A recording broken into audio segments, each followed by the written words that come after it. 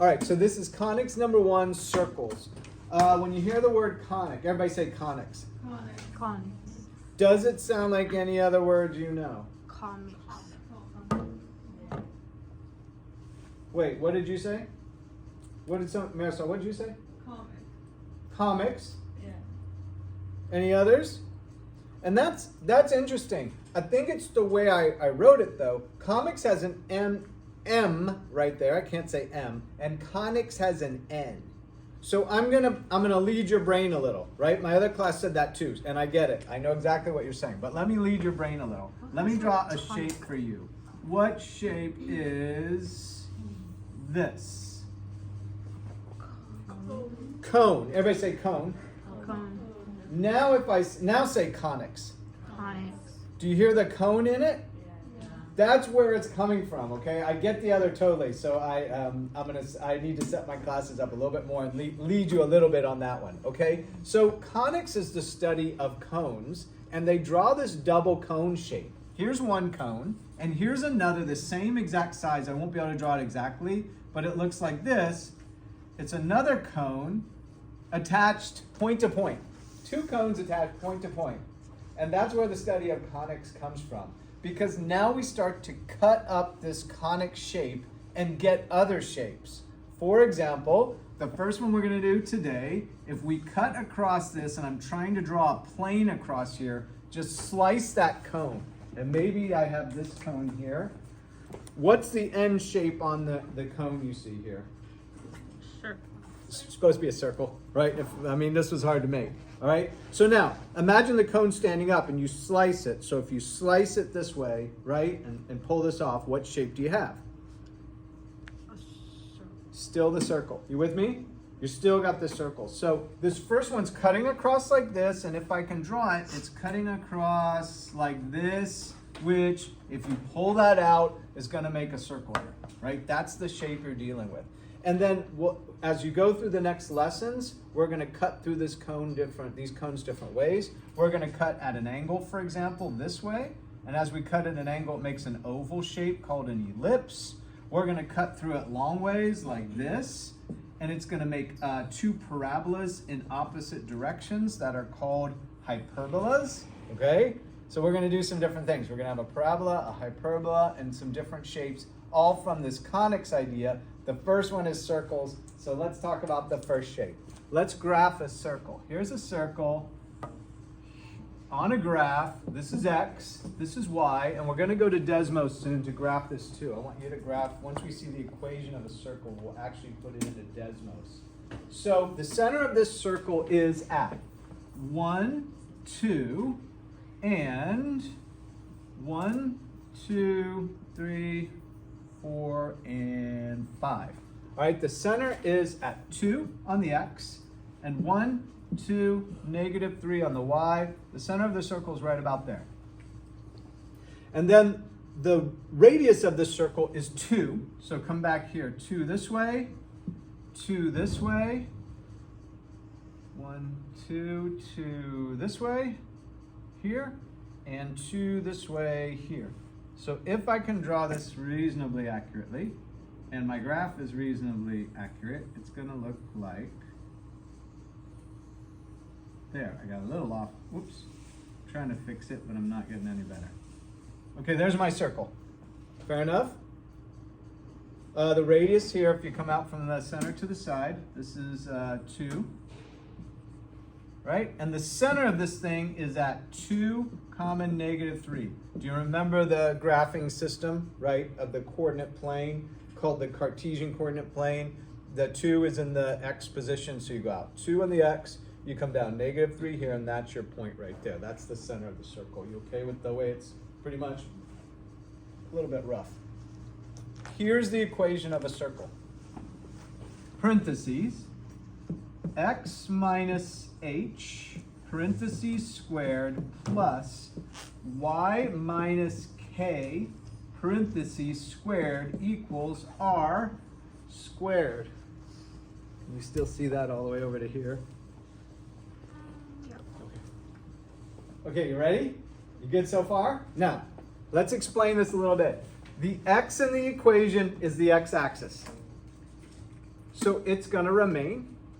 The y in the equation is the y-axis, so it's going to remain. You okay so far? Okay. The h is the x location of the center, which in this case is 2. The k is a variable that stands for the y location of the center of the circle. In this case, it's -3. So we're going to replace out the h and the k with the 2 and the -3 in this example. And then this is supposed to be an r over here, which stands for radius squared. The radius in this case is 2.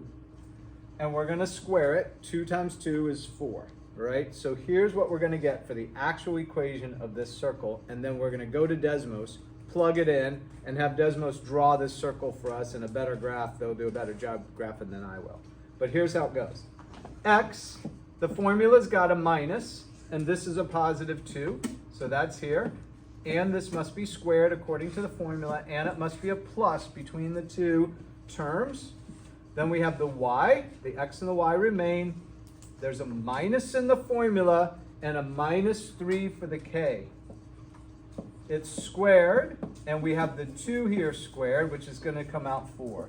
So clean this up a little. The negative will go to a positive, and the 2 squared will go to a 4. And we have x minus 2 squared plus y plus 3, because negatives plus squared equals 4. This is the equation that produces this graph of a circle. You ready? Open up your Chromebooks, open up a new tab, go to desmos.com, DESMOS,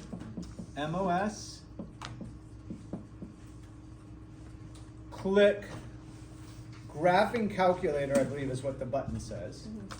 Click Graphing Calculator, and you're going to open up the keyboard. There's a little keyboard icon down in the bottom left corner. Open that up, and you're going to type in this equation of the circle and see if you can make it look like the one on the board. Yes, type this whole thing in, including the equals. That's the equation. It'll graph the equation for you. That.